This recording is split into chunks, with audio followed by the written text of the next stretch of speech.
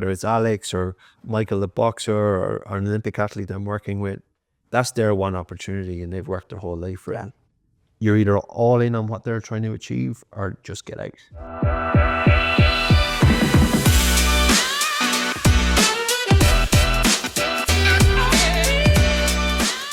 Welcome back to another episode of FanAmp Insider. I'm here with Logan, and we are here in Mexico City. We're here for the Mexican Grand Prix, and we are joined by none other than Alex Albon's performance coach and the Williams Driver Academy performance lead, Patrick Hardy. Thank you for inviting me on. How's your week been so far? Because we just got here, we're both super excited. So how's it been for you? Yeah, so look, it's a second race of a triple, so it's already pretty punchy. Got in from Austin on Monday. It's nice around here, so we had a couple of days of training, eating well, sleeping, recovering. You know, we played a bit of paddle yesterday, but actually we ran the track this afternoon. Yeah. It's only a 4K track, but that first kilometer, like zero in the, but yeah, for sure. We kind of both had a little look at each other and like, 4-minute Ks is comfortable for us, but we were like 4:30 and we were looking at each other going, is this you or is this me or is this the altitude? We both agreed it was the altitude. So yeah, for sure, it'll, look, it's a different type of aerobic load that they'll take in the car. So, they're not running the track, but obviously it is reduced in terms of the oxygen saturation. So there's a little bit of an extra impact physiologically, but he'll be well able to tolerate that. But yeah, we certainly felt it in the track run, that's for sure. I was literally getting winded walking upstairs. So the fact that you guys went out for a run is already like, well, impressive. Yeah. Look, it's a strategy to acclimatize, right? We, when we go to really hot races like Singapore or Qatar, we go to a heat chamber in the university in London. We recreate the conditions that he's going to race in so that his body adapts to that. So even just getting out this week, like I said, about playing a little bit of paddle and then running track today, it's just a way of his body adapting to the conditions that he's going to obviously feel in the car. I mean, they're not the same in terms of the G's and the air forces, but actually just in terms of the environmental factors, it's just a really good way of setting them into those conditions. I know personally, having now watched a lot of races, obviously this season and in the past seasons, I'm now seeing a lot more of the beard floating around the paddock. The beard hasn't always been there, I will say. Right. The beard has been on and off. The last time I had the beard, I lost it in a bet to Alex, actually. Weirdly, he was at Red Bull, and the bet was if when he got his first podium, he could shave it off. We made the bet, and then the next race he got a podium. That's how they always like it. I should have made this bet 6 races ago, but actually we have a running bet every year. And the beard bet this year it was the same last year. If he gets P6 or better in a race, he can bleach it blonde, like he bleaches hair every year. So that's the bet. That's continuing to run. All right. And we've been close to crossed for that. We have been very close a couple of times where he's like running P7. I feel like he's probably more excited about that than the higher. I don't know. Yeah, like it comes to him every now and again. He's like, oh, we still have that bet doing. I'm like, yeah, we do. But I'm actually weirdly kind of intrigued to try it. But I don't want to like Malfoy blonde that he had, which was just like white. I want a little bit more Viking, like a Kevin Bank, but that would suit. Yeah. All right. Well, when that happens, we'll get you the Viking hat to match it. Yeah. Well, I am Celtic Irish, so there's probably a bit of Viking in there somewhere. Yeah, there's one at home actually. So it's passed down for generations. My great granddads. Yeah. For the people who don't know the beard or you, like, who is Patrick Harding? Look, grew up in Ireland, like very simple backgrounds, farm and country. Just had a family who were obsessed with sport, always was. My dad was a coach. He boxed. Me and my brothers, 3 boys in the family, we all played football, soccer. We boxed. We did any sport we possibly could. So it was always a really big part of our family. And the older we got, kind of the higher level that I competed at myself. So when it came to kind of getting to the end of high school and thinking about what I wanted to do as a career, something that gave me an avenue into sport, if I wasn't going to be an athlete myself, was something that I was really keen to do. I knew I wanted to work with people and I didn't want to sit behind a laptop all day looking at numbers. So it was clear that kind of there was an avenue that I was going to go down, and I went to university to do applied physiology for a couple of years, transferred into physiotherapy, which is physical therapy to you guys. And that was my first undergrad degree. So started life in professional sport as a physical therapist, worked in professional rugby, professional football, moved to Australia, worked in Aussie rules, boxing, moved back to the UK, moved to the UK from Australia, started working with Team GB in the Olympics. Then for Rio 2016, I was lead physiotherapist for one of the British Olympic squads for 4 years, and that was really, really incredible experience. After that, moved to Arsenal, Premier League football for 2 years. In that time, did my master's degree in strength and conditioning. And then just opportunities came up in individual sports. Started working in boxing, started working in golf, and just really out of blue, through Twitter of all places, an opportunity came up to work in motorsport. Somebody had slid into my DMs and just said, "What are you doing right now?" Had no idea what this was. Wait, was it a hey you up or was it? Yeah, no, there's no dodgy pictures way. It turned out it was this guy who was the head of the UK SCA, which is the UK Strength and Conditioning Association. And he knew two of my lecturers from uni, and somehow they'd reached out and he got my name and he dropped me a DM, and we ended up doing 4 rounds of interviews. Didn't know what the job was really for. And then at the end of it, he said, "We supply coaches to Formula 1, Formula 2, Formula 3 drivers. Would I be interested?" And I had no experience in motorsport. Wasn't a particular motorsport fan. Like most people, watched the first lap of races just to see where the action was happening and then would switch over to something else. That was the first year that Alex was in. Sorry, that was Alex's F2 year when he was fighting for the championship with George and Lando. But I was with a Japanese driver, Tadasuke Makino, who was on the Honda Dream project. He had a really solid year, but he went back to do Super Formula and Super GT in Japan. And Alex got the call to go to Toro Rosso. We kind of gotten to know each other a little bit through that season because there was 2 Japanese drivers and Alex was very friendly with Nerei Fukuzumi. So we kind of were always in the same group. So we get to kind of get a bit of feel for each other. We just caught up at the end of that year and had a conversation about how we like to work and what our philosophies were around training and performance. And they seemed to fit together. I think we've got very similar beliefs and values about how we want to represent ourselves. Yeah, we were talking about this before. Like what is that? Like what feel? For me, it's a feel. Two things actually. One, can you articulate why we're here? So like, I want to know that this is a really important part of your life. You can be around Alex for 30 seconds and you know exactly why you're here. And in that first conversation, he said to me, "You want to be a world champion," and I believed him. And the other part of it is the human element, which is like I just said, fundamentally, do we have the same beliefs and values about how we want to work together? What's our values around work ethic and commitment and intention, and how we want to treat people, and the respect that we give each other and the respect that we give people outside of our bubble? How open we are to be challenged around our performance and how we are as individuals. And to be able to be comfortable with being uncomfortable in terms of difficult conversations through periods of adversity. Yeah.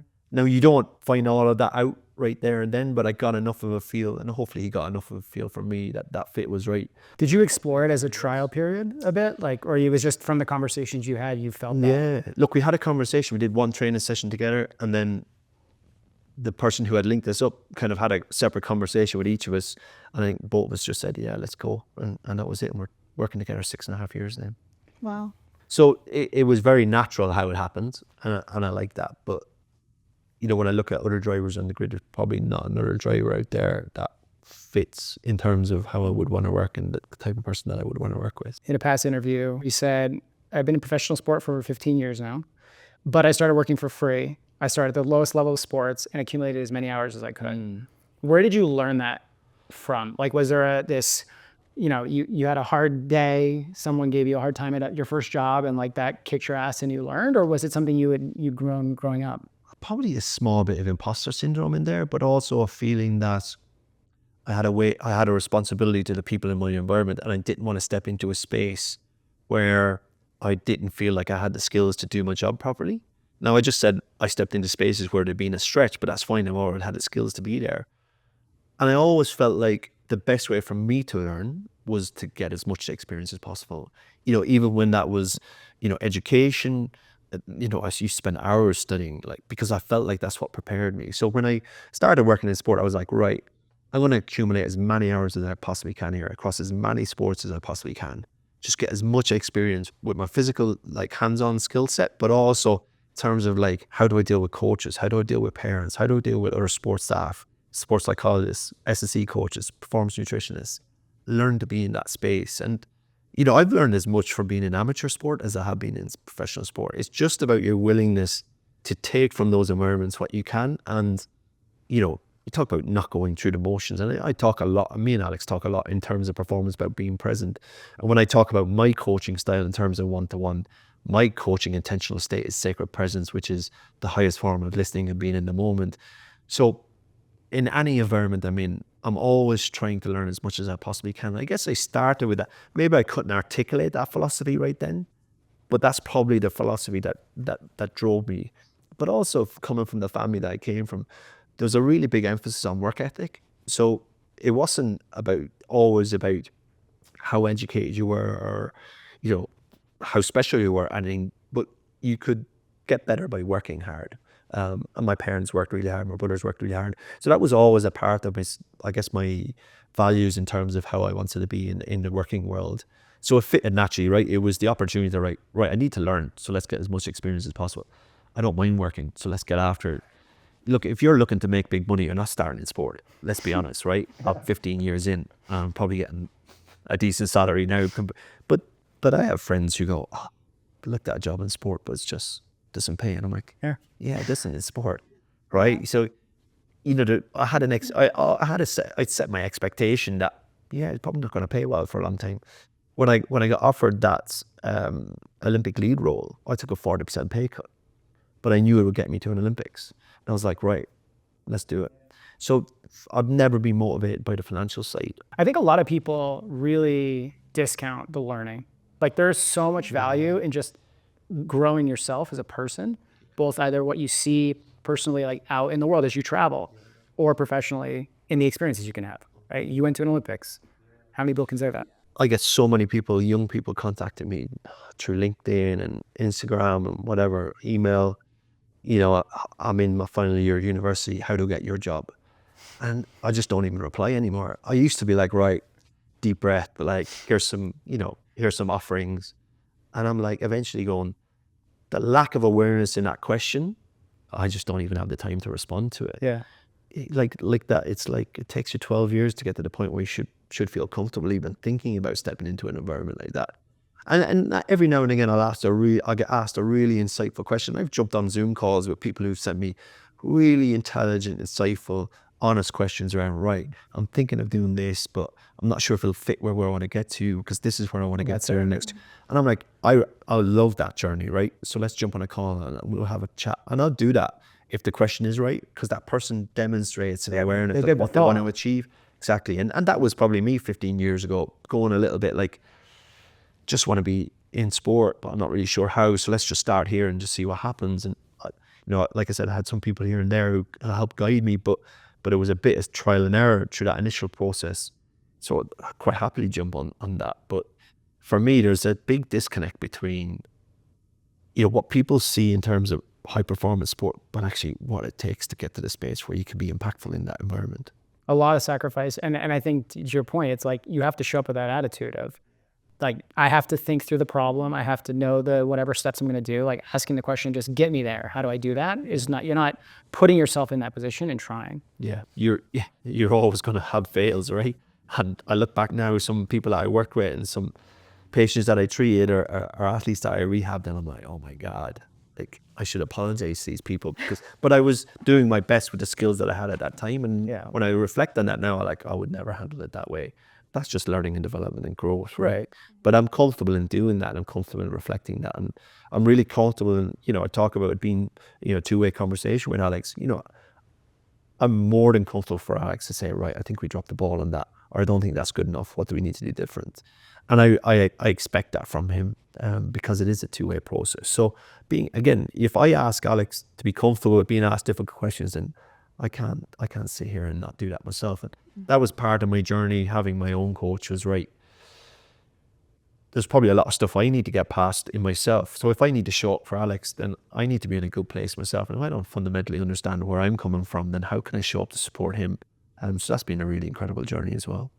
What was kind of coming to mind as you were speaking about that as well, because you touched on your family and that you get a lot of your work ethic from your family. And your dad was a coach, so do you find that you can go to him if you're in situations where you're feeling uncomfortable, or do you think you kind of got that mindset of like having to accept the difficult conversations? That's a really good question. I would say for the time period that my dad worked as a coach, he was probably well ahead of the time period in terms of his philosophy of coaching. And if I reflect on his style, there's probably a lot of my style in his style, right? He was very player focused in terms of, he thought happy players make good players.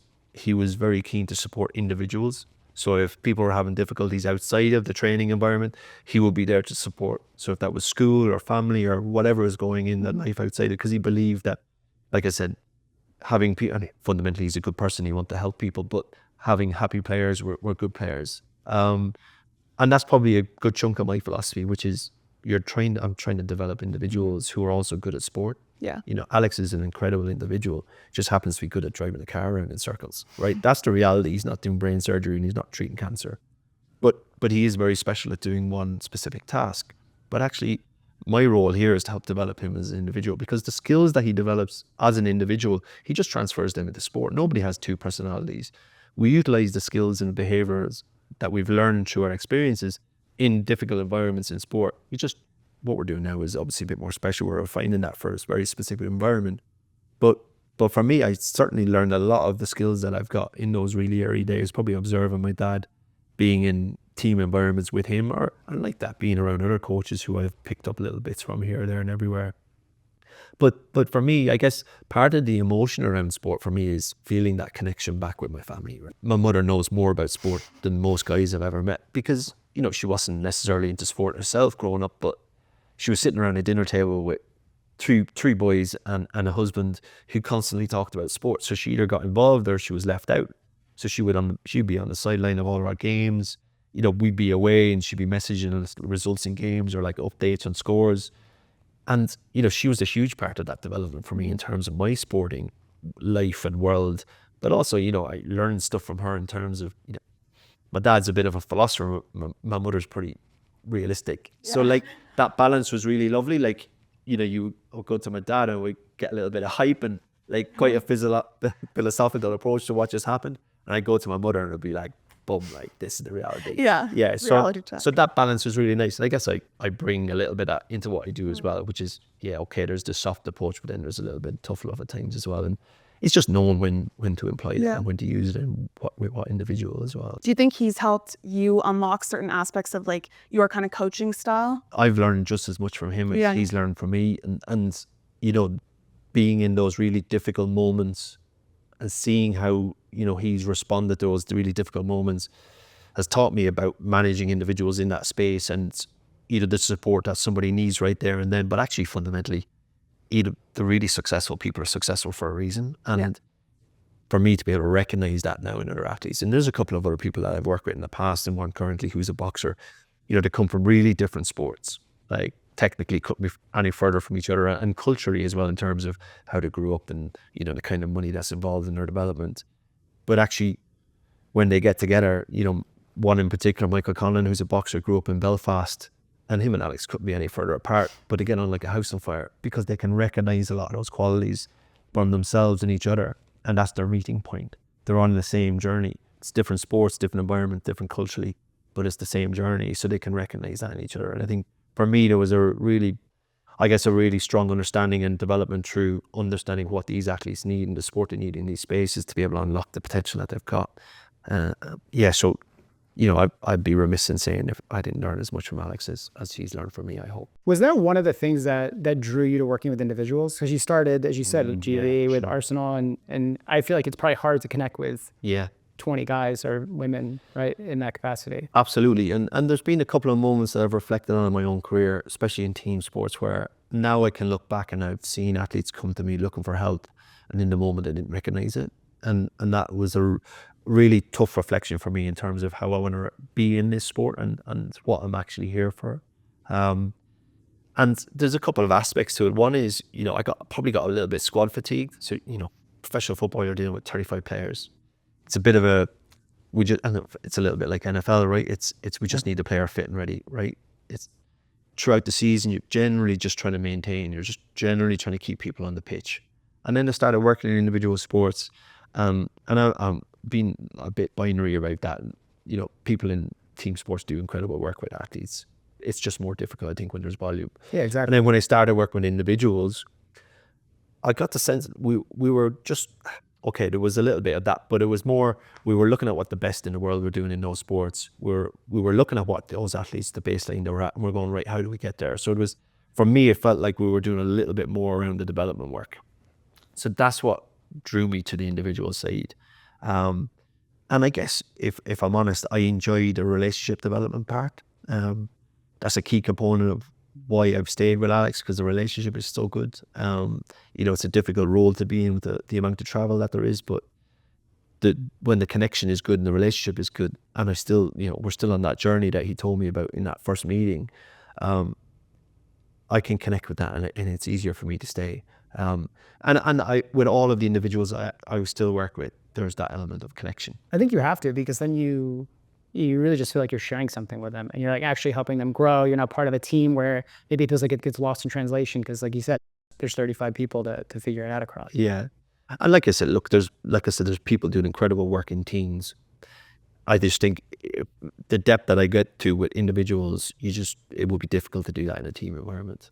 I mean, when you started moving into the individual space, I guess if you think about your career and your own progression, did you ever have a North Star that guided you, that said like, I'm on the right path? I've been really privileged to be around coaches who are a hell of a lot more experienced than me and a hell of a lot more knowledgeable, and see people who are the best at what they do in the space that they're in, and learn from them and see what they do to get to that level.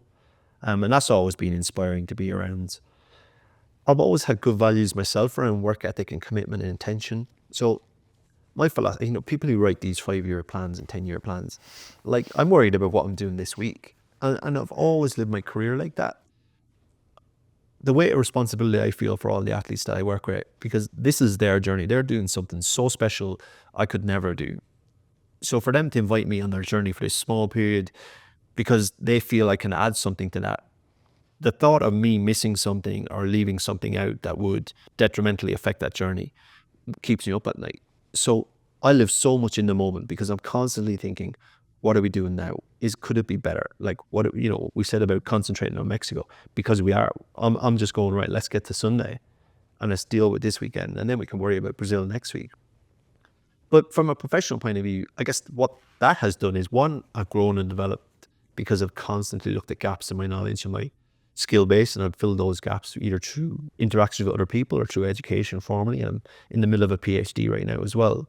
So I'm constantly looking to educate myself. But also, I feel like by concentrating on what I'm doing right now, I'll probably do a better job than I would be if I was looking for the job 6 months later.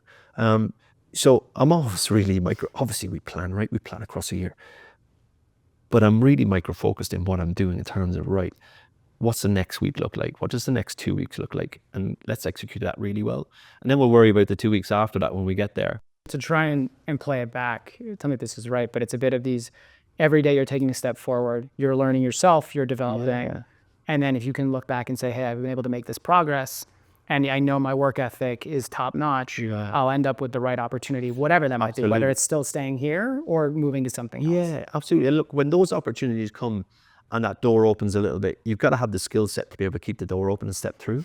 So opportunities come along and you might not take advantage of them. But I've always felt like when an opportunity has come along, I've been able to give it the best of my ability. And generally, that has been good enough. Once you get the foot in the door, then you start to develop within that role, whatever role that is. I don't think I've ever stepped into a role and thought, right, I know everything here, I'm ready to go. Every role I've tried to step into has been a stretch. And the joy and the challenge for me is filling that gap in the stretch, which is getting to the level that I feel like I should be at and then pushing past that. And like I said, that's about my values around work and education and learning and doing the best job I possibly can for these athletes that I work with.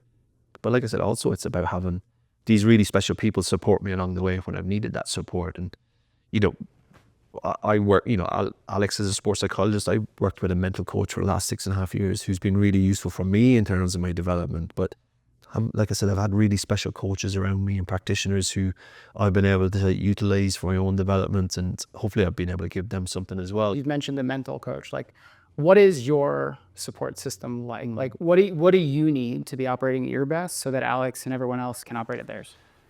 Yeah, that's been a journey of exploration, right?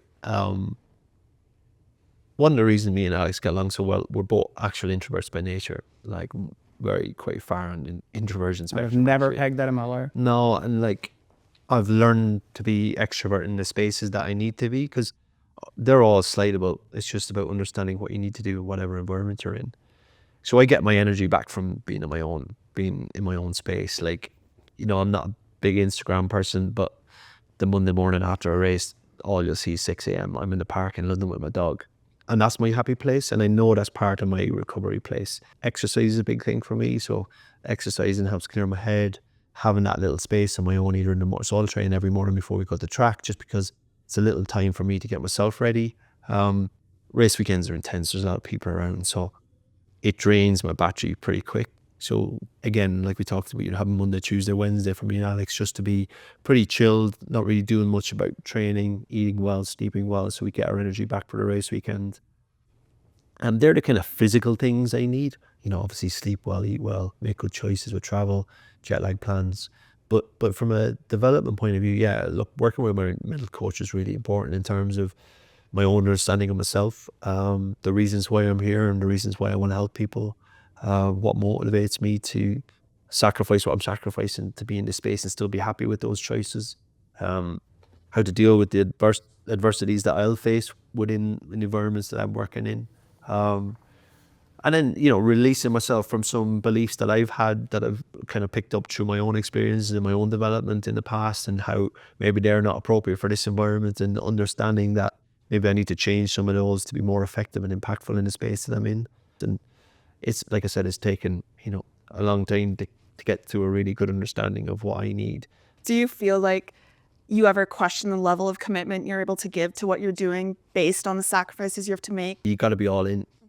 Like the second that you think you're not all in, then it's not fair to stay in the role. Because what that individual is doing, whether it's Alex or Michael the boxer or an Olympic athlete I'm working with, that's their one opportunity and they've worked their whole life for it. You're either all in on what they're trying to achieve or just get out. And that's the way I approach it. And this time, a little bit earlier, me and Alex sit down and we have a discussion about what next year is going to look like and what he needs from me and what I need from him. And if we both feel like we're on the same platform still, then it's a go. But in an instant, if I thought for a second I was even 2% out, then I'm quitting that job, because my responsibility to Alex is to ensure that he reaches his absolute potential. And if I'm not all in on that and I can have an impact on that positively or negatively, then somebody else should step into my shoes who is 100% in. And we've had difficult moments for sure in the past, and different roles that I've been in, where you do sit and you think, oh, what am I doing here? Like another flight or another racetrack or another football game or another fight week.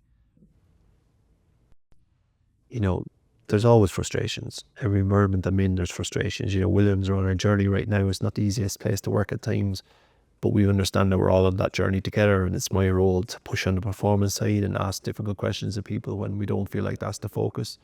But I would expect them to ask the same questions of me. So it's always going to be difficult in moments, but I think fundamentally it always comes back to a love of what I do. Like that's fundamentally why I'm here. I love sport. I love being in this environment. I love seeing individuals achieve something that's really special.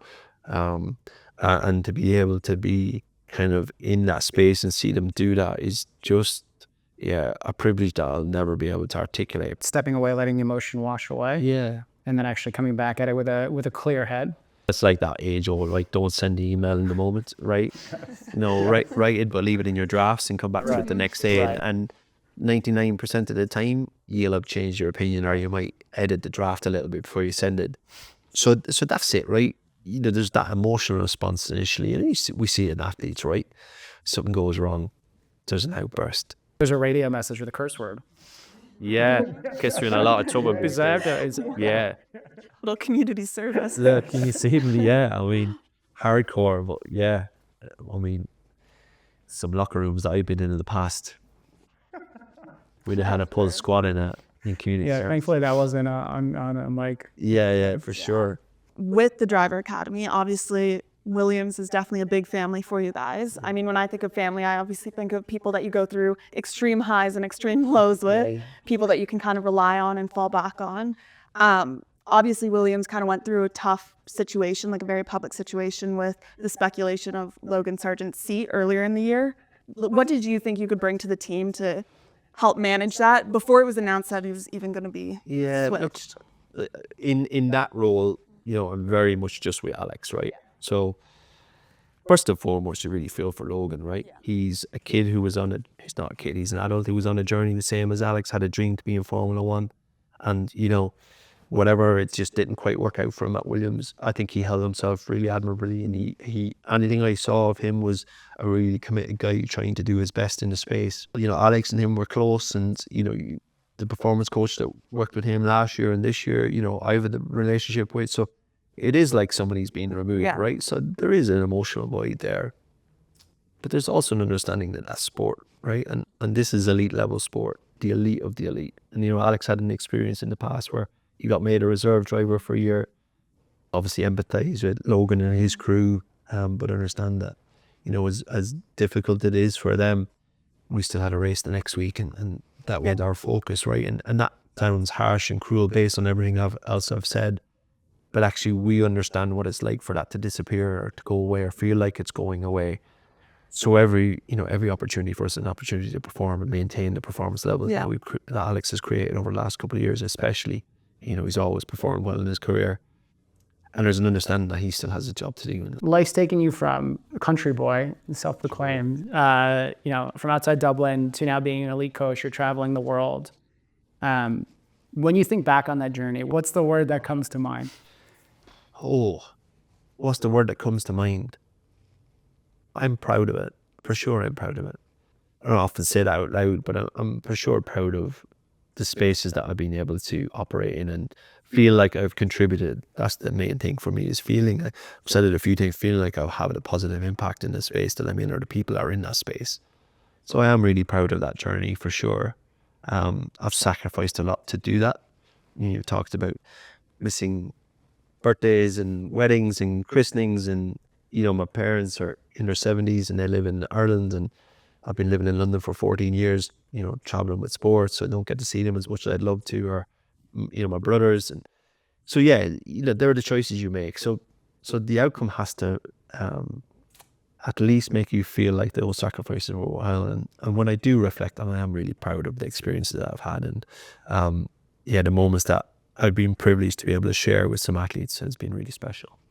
Is there a moment that sticks out to you as being like the most rewarding for you? Like, not an, oh shit, I've made it, not something that's like one of your athletes' successes, something that you're like, I'm really proud I was a part of this, or I'm really proud of how far I came with something like this? I find that a difficult question, because that makes me feel like I need to self-praise. As you should. That's good though. You've done a lot. I have done a lot. Yeah, I've done a lot. I don't have any ownership over anybody's journey, because that's theirs. But seeing them achieve something that they've worked their entire life to do, and to know that in some small way you've contributed to that. You don't own any part of it. You've contributed to what they're doing, which is something very special. That's a really fulfilling feeling. And we kind of touched on it a little bit.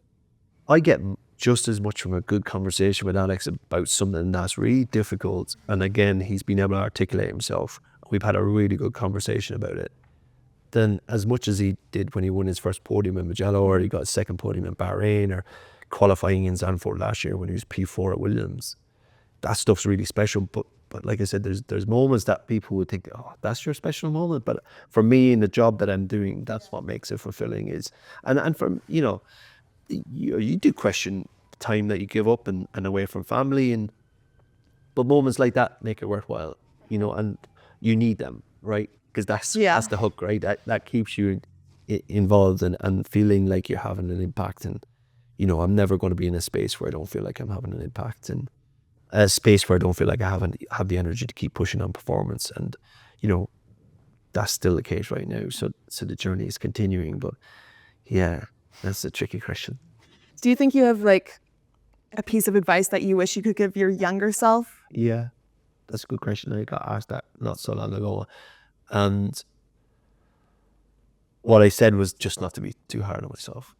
Like, there's moments for sure I missed because I was so intense on figuring out what I thought I needed to do in that moment, and not enjoying as much the space that I was in and the privilege of those spaces.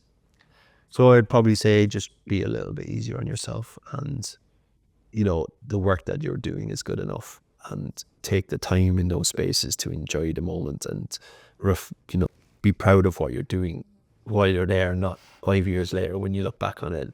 Just to be able to go through how you think about keeping other people on their best game. It's been really a privilege, so thank you. Yeah, no problem. Thank you for inviting me on. That was really enjoyable.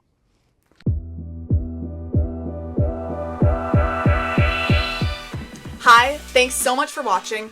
If you're new here, don't forget to subscribe so you don't miss out on any of our future Insider episodes. We have tons of exciting guests lined up. Let us know who you'd like us to chat with in the comments down below. And if you enjoyed the video, please give it a like. Thanks, and we'll see you in the next one.